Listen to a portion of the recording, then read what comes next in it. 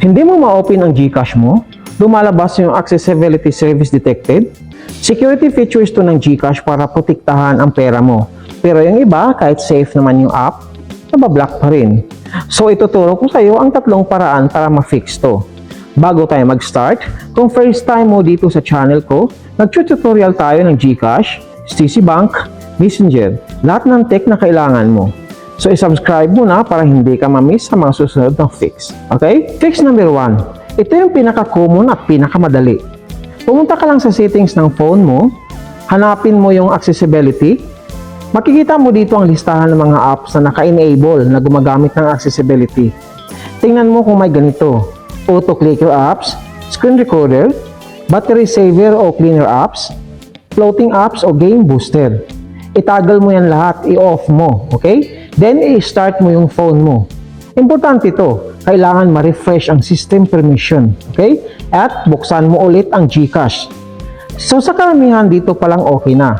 Pero kung hindi pa rin gumagana, may fix number 2 tayo. Kung naka-disable mo na lahat ang accessibility services pero lumalabas pa rin ang error, try na natin yung clear cache, okay? Pumunta ka lang sa settings ng phone, then hanapin at itap ang apps, hanapin mo ang GCash. Then itap mo yung storage, tapos itap mo yung clear cache. Kaya importanteng paalala, clear cache lang ha.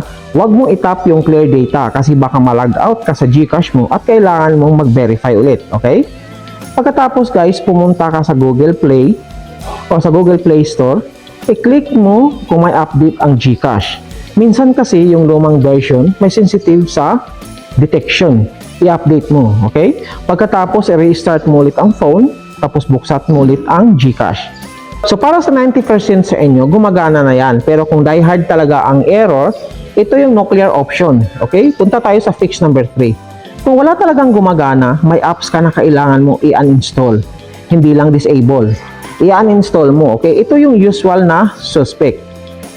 Yung auto app tools, yung game booster, yung screen dimmer apps, yung third-party launcher apps. Okay? I-uninstall mo guys at restart. Tapos try mo ulit. Ngayon, bonus tip para sa mga Samsung at Huawei users. Pwede mo i-install ang GCash sa secure folder. Ang secure folder, hiwalay yung environment niya. So, ibig sabihin, hindi niya makikita yung accessibility services ng main phone mo. So, parang sariling mundo ng GCash.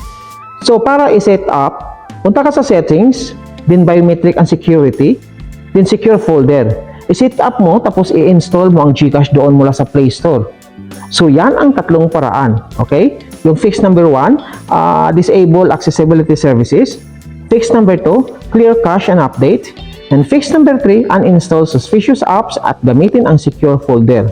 Kung gumana sa'yo, i-comment mo lang guys kung anong fix number ang nagwo-work at isama mo yung phone model mo para matulungan ko rin yung iba na may same problem.